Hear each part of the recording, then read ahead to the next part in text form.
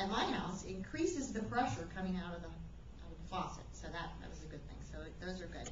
Programmable thermostats, anytime you put one of those on and you set it to lower the heat or raise the heat in the nighttime and during the day when you're at work, then that saves a lot of money too. We saved over $100 on our gas bills the first year we put our programmable thermostat in.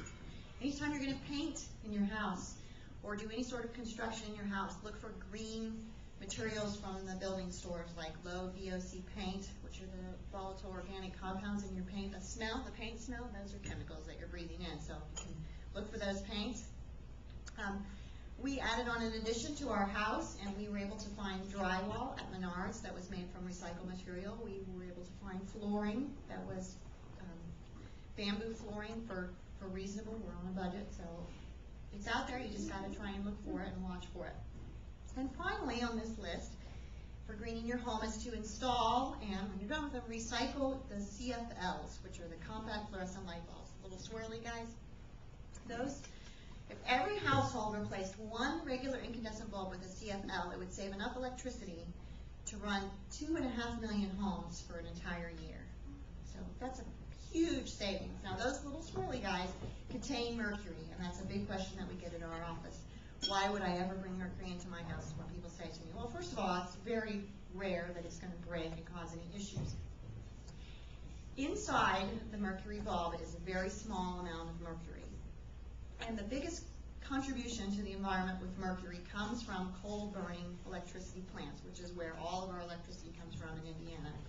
So over the life of a CFL, you produce about 5 micromilligrams of mercury. Over the life of an incandescent bulb, 9 micromilligrams of mercury in the environment. So even though you have mercury in the bulb, overall, even if it broke and you had to deal with that, call us if that happens, then you're still less mercury in the environment. You're still making a huge difference in the environment. And again, they last about 10 times longer, and so you're saving money too. And they've done a lot better job on the color of the light. It's less harsh and more warm light. They make them now with dimmer, so you can do with a dimmer or the 3-way switches, so the options are a lot more available. Okay, the next category is reading the labels. And most people are starting to get in the habit, at least Americans are starting to get in the habit of reading the labels for taking care of ourselves. Well, while you're reading that label, try to think about the environment too. The big thing is if you're going to buy a big appliance, either for your home or work, look for the EPA Energy Star ratings. Those make a big difference. Overall, it's at least 65% savings on energy and therefore the environment and money over the long haul.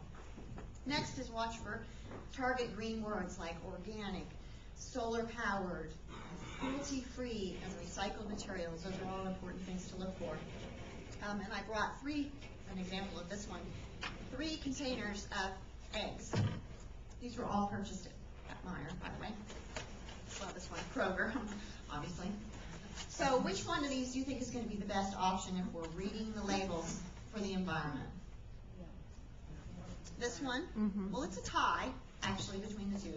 Styrofoam is the low choice. Now, I hate to even bring this one up, but it was a good example of all 3 issues, is that these are about at least 2 times, sometimes 3 times the cost of this one. So this option is not for everyone, but you can watch for sales and watch for coupons. On these particular packages, styrofoam, recycled paper, and number 1 plastic, which is also recyclable. So in theory, both of these are easily recycled in our area. When you start reading the labels on these, both of these are cage-free animals, and they're also, one of these is organic fed, grain fed. Yeah, this one's grain fed.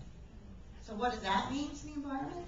Well, anytime the animals are grain-fed or cage-free, then the whole facility where the chickens came from or the eggs came from has a more environmental thought to it. And all of that, anytime animals are raised in a harsh way, then they have to be given antibiotics and chemicals to help keep the animals healthy to produce the products for you, and that passes on to you. And so that's where you got to read, not just look at the packaging, which is an important aspect, but also read the labels once you get to that point if you have time. You might not be shopping with a 4-year-old like myself. So. And it's like, whoa, I got eggs. Okay, next one is my 3 favorite ones, reduce, reuse, and recycle. So let's start with reduce. The first one is when somebody asks you paper or plastic, you say? Paper. Trick question. Let's try it again. Paper or plastic? Plastic. Neither. Very good. Thank you. You say neither because I brought my own bag and I'm reducing my waste. Hey, trick question. Sorry. That was on reduce. So for a reuse, then choose whichever one you're going to reuse. That's what I say when it comes to paper or plastic. It's, again, with 4-year-olds, easier said than done to get those bags out of the trunk and into the store. So I'm more likely to reuse the plastic bags, so I always choose plastic if given the option because you don't even know about that. Cats, litter boxes. Anyway, under reduce, we also talk about buying in bulk. You know, anytime you have the storage for it, or it's something that will keep for a long time, like paper goods or anything like that, buying in bulk helps the environment, helps protect the animal, or helps protect the environment, and helps you save money at the same time. If it's going to be something that you're not going to eat before it all goes bad, then that's not going to work out. Okay, next is a hard one, especially for young people, is to try to buy quality products. Anytime we can buy something, even though it might cost more initially, it's more likely to last longer and more likely to be repairable if it breaks.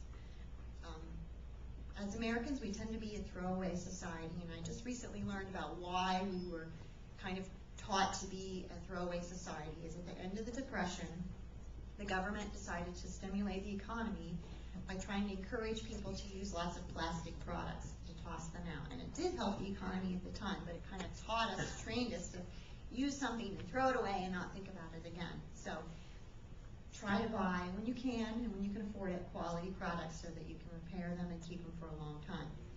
Okay, next to reuse.